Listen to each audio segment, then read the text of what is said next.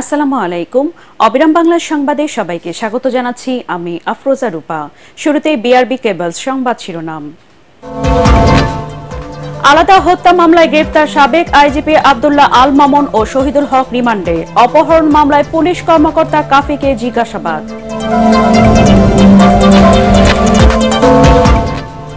রাষ্ট্রীয় ষড়যন্ত্রে Dubai consulate কর্মকর্তাদের যোগসাজশে ৫৭ বাংলাদেশি প্রবাসীর সাজা হয়। উচ্চ পর্যায়ে তদন্ত চান অভিবাসন বিশ্লেষকরা। শুনছিলেন বিআরবি কেবলস সংবাদ শিরোনাম। এবার বিস্তারিত সংবাদ। রাজধানীর মোহাম্মদপুর ও নিউ মার্কেট থানায় করা ২ হত্যা মামলায় গ্রেপ্তার পুলিশের সাবেক মহাপরিদর্শক চৌধুরী আব্দুল্লাহ আল মামুন ও শহীদুল হককে রিমান্ডে নিয়েছে পুলিশ। সকালে তাদের ঢাকার মেট্রোপলিটন ম্যাজিস্ট্রেট আখতারুজ্জামানের আদালতে নিয়ে রিমান্ড চাইলে দুজনকে জিজ্ঞাসাবাদের আবেদন মঞ্জুর করেন বিচারক। এর আগে সকাল ৬:৩০টায় সাবেক আইজিপি আব্দুল্লাহ আল মামুন ও শহীদুল হককে কড়া নিরাপত্তায় আদালতে তোলা হয়। মোহাম্মদপুরের মুদি দোকানে আবু সাইদ হত্যা মামলার সুষ্ঠু তদন্তের স্বার্থে আব্দুল্লাহ আল মামুনকে ১০ দিনের রিমান্ড চায় পুলিশ। শুনানি শেষে ঢাকার মেট্রোপলিটন ম্যাজিস্ট্রেট আখতারুজ্জামান ৮ দিন মঞ্জুর করেন। সাবেক এই আইজিপির বিরুদ্ধে একাধিক মামলা রয়েছে। এদিকে নিউ মার্কেট এলাকায় ব্যবসায়ী আব্দুল ওয়াদুদকে গুলি করে হত্যার মামলায় গ্রেপ্তার পুলিশের সাবেক মহাপরিদর্শক শহীদুল হকের ৭ দিনের রিমান্ড মঞ্জুর করেছেন একই আদালত। এর আগে গতরাতে উত্তরা থেকে তাকে গ্রেফতার করে আইনশৃঙ্খলা বাহিনী।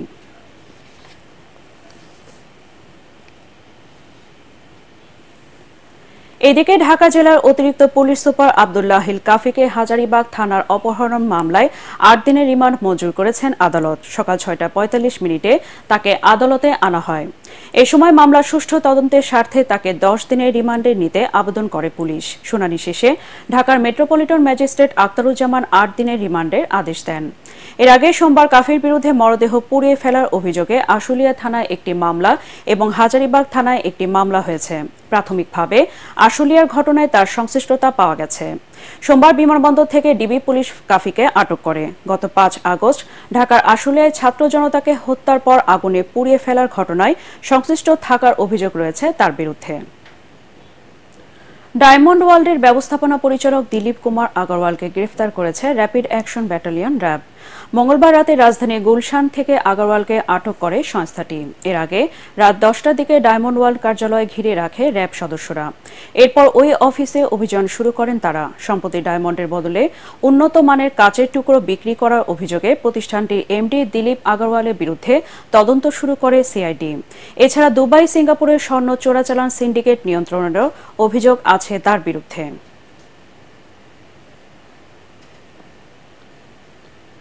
রাষ্ট্রীয় ষড়যন্ত্রের অংশ হিসেবে দুবাই কনসুলেট কর্মকর্তাদের যোগসাজশে ছাত্র আন্দোলন সমর্থনকারী ৫৭ বাংলাদেশি প্রবাসী সাজা হয় বলে অভিযোগ উঠেছে। আটক বিক্ষোভকারীদের কোনো আইনি সহযোগিতা না দিয়ে উল্টো জঙ্গি ও স্বাধীনতা বিরোধী বলে মন্তব্য করেছিলেন consul general BM Jamal Hossain. এতে দুবাই কর্তৃপক্ষ তাদের বিরুদ্ধে কঠোর হয় বলে জানিয়েছেন প্রবাসীরা। এ ঘটনায় উচ্চ পর্যায়ে তদন্তের দাবিও উঠেছে। আরও জানাচ্ছেন ইমদাদুল্লাহ বাবু। আওয়ামী লীগ সরকারের বিরুদ্ধে ছাত্র জনতার আন্দোলনের ডাকে সাড়া দেন প্রবাসীরাও। এর অংশ হিসেবে রেমিটেন্স পাঠানো বন্ধ করে আরব আমিরাতে বিক্ষোভ করেন কর্মীরা। ১৯ জুলাই দুবাইয়ের কয়েকটি স্পটে বিক্ষোভ হয়।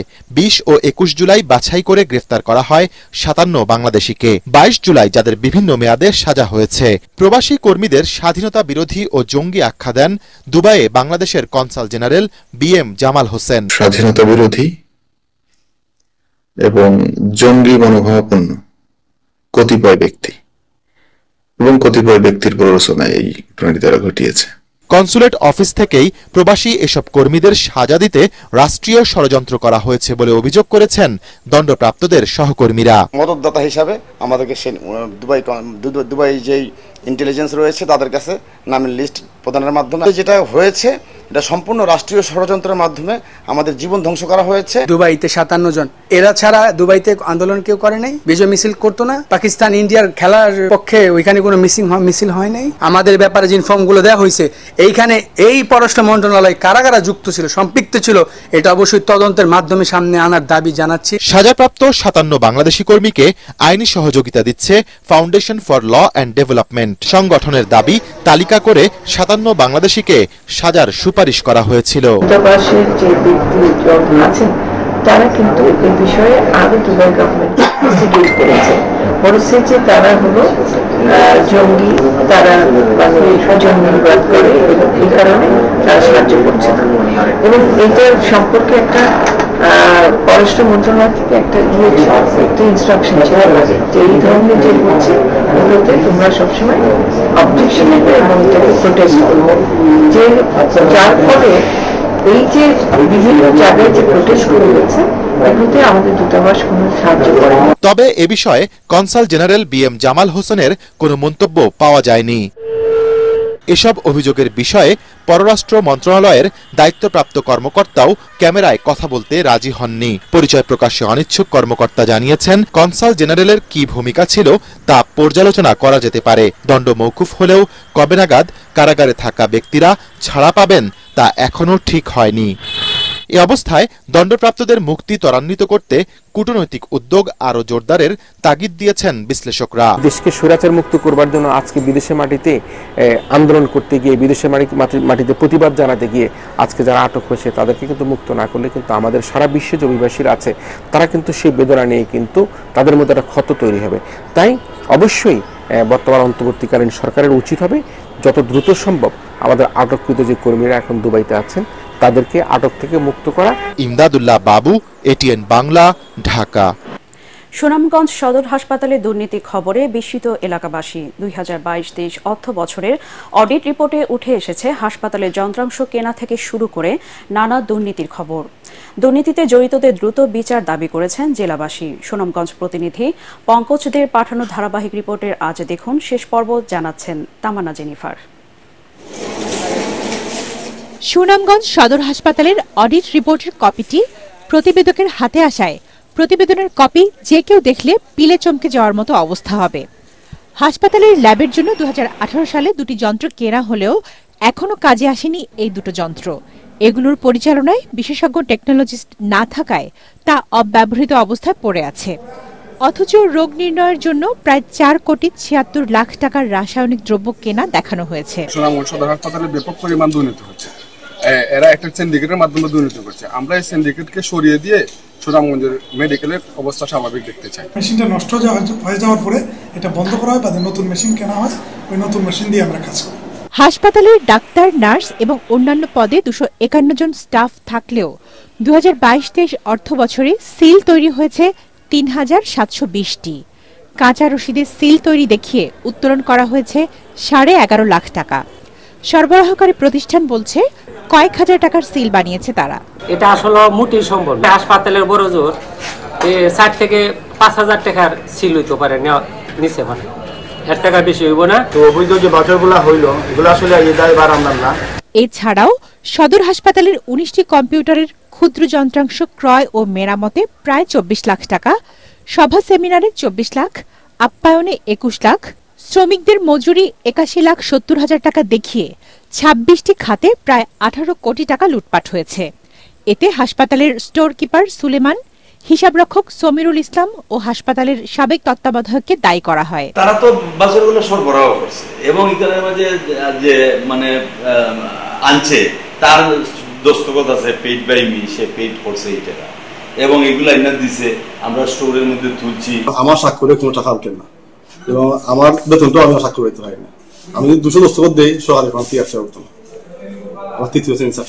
লুটপাটের এই তথ্যের বিষয়ে জেলাবাসীকে সোচ্চার হতে বললেন হাসপাতালের বর্তমান তত্ত্বাবধায়ক। ইদানি আউটসোর্সিং নামে একটি হসপিটালে একটি হচ্ছে অস্থিরতা তৈরি করছে। এদের পিছনেও একটা মহল জড়িত থাকতে পারে, তার ব্যক্তির সাথে থাকতে পারে।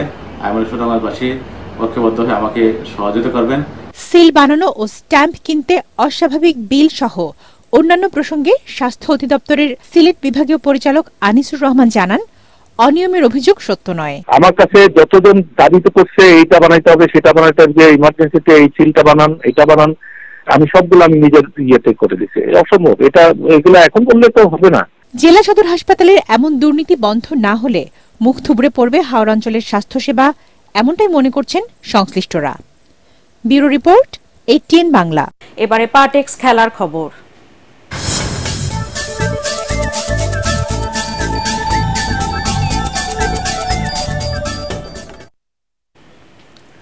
রাতে দেশে ফিরছে পাকিস্তানের বিপক্ষে ঐতিহাসিক টেস্ট সিরিজ জেতা বাংলাদেশ দল। রাওয়ালপিন্ডিতে স্বাগতিকদের হোয়াইট ওয়াশ করা শান্ত দল ঢাকা আসছে 2 ভাগে। প্রথম গ্রুপ রাত 11টায় হযরত শাহজালাল আন্তর্জাতিক বিমানবন্দরে এসে পৌঁছাবে। দ্বিতীয় গ্রুপটি 3 ঘণ্টা পরে রাত 2টায়। তবে দলের সাথে আসছেন না সাকিব আল হাসান। কাউন্টি খেলতে তিনি যাবেন যুক্তরাজ্যে। সেখান থেকে যোগ দেবেন ভারতের টাইগারদের পরবর্তী সিরিজে।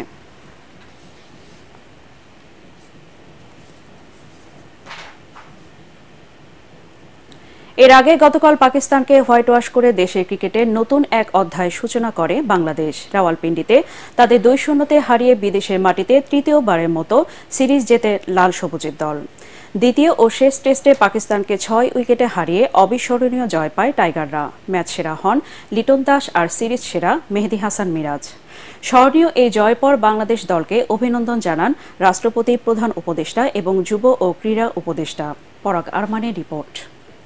Test series victory away from home। ইতিহাসের প্রেক্ষাপট প্রস্তুতি ছিল, সকাল থেকেই ছিল আনন্দ উল্লাসের অপেক্ষা। চতুর্থ ইনিংসের ব্যাটিং চ্যালেঞ্জ পেছনে ফেলে পাকিস্তানকে 6 উইকেটে হারিয়ে দেশীয় ক্রিকেটের মুকুটে আরও একটি সাফল্যের পালক জুড়ে দিলেন শান্ত মুশফিক সাকিবরা। পাকিস্তানকে তাদেরই মাটিতে বাংলা ওয়াশ করে ইতিহাস গড়ল নতুন দিনের বাংলাদেশ। 56তম ওভারে সাকিব আল হাসান আবরার আহমেদের বল কাবার অঞ্চল দিয়ে বাউন্ডারি হাঁকাতেই ইতিহাসের জন্ম দেয় বাংলাদেশ। প্রথম টেস্টে 10 উইকেটে জয়ের পর দ্বিতীয় ম্যাচে পাকিস্তানকে 6 উইকেটে হারিয়ে সিরিজ 2-0 জিতে হোয়াইট ওয়াশ করল লাল সবুজের দল। অবশ্য 185 রানে জয়ের লক্ষ্যে নেমে আগের দিন বিনা উইকেটে 42 রান তুলতেই জয়ের সুবাস পেয়ে যায় নাজমুল হোসেন শান্তর দল। শেষ দিনে বাকি ছিল আনুষ্ঠানিকতার। দলের 58 রানে জাকিরের বিদায়ের পর 70 রানে সাদমানকেও হারায় বাংলাদেশ। তবে লাঞ্চ বিরতি পর্যন্ত 2 উইকেট হারানো টাইগারদের পুঁজিতে জমা 122 রান। জয় থেকে তখনও 68 রান দূরে বাংলাদেশ। 38 রানের পুঁজিতে শান্ত সাজঘরে ফেরার পর মমিনুল আউট হন 34 রানে। তখনও জয়ের জন্য টাইগারদের প্রয়োজন 32 রান।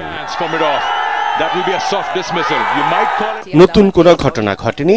সাকিব আল হাসানকে নিয়ে দলকে জয়ের ঠিকানায় পৌঁছে দেন মুশফিকুর রহিম। এর আগে পাকিস্তানের 274 রানের জবাবে প্রথম ইনিংসে 262 রানে অল আউট হয়েছিল বাংলাদেশ। টাইগারদের পেস আক্রমণে পাকিস্তানের দ্বিতীয় ইনিংস গুটিয়ে যায় 172 রানে। পরাগামান, এটিএন বাংলা। শেষ করার আগে বিআরবি কেবলস সংবাদ শিরোনাম আরেকবার। আলাদা হত্যা মামলায় গ্রেফতার সাবেক আইজিপি আব্দুল্লাহ আল মামুন ও শহীদুল হক রিমান্ডে। অপহরণ মামলায় পুলিশ কর্মকর্তা কাফিকে জিজ্ঞাসাবাদ।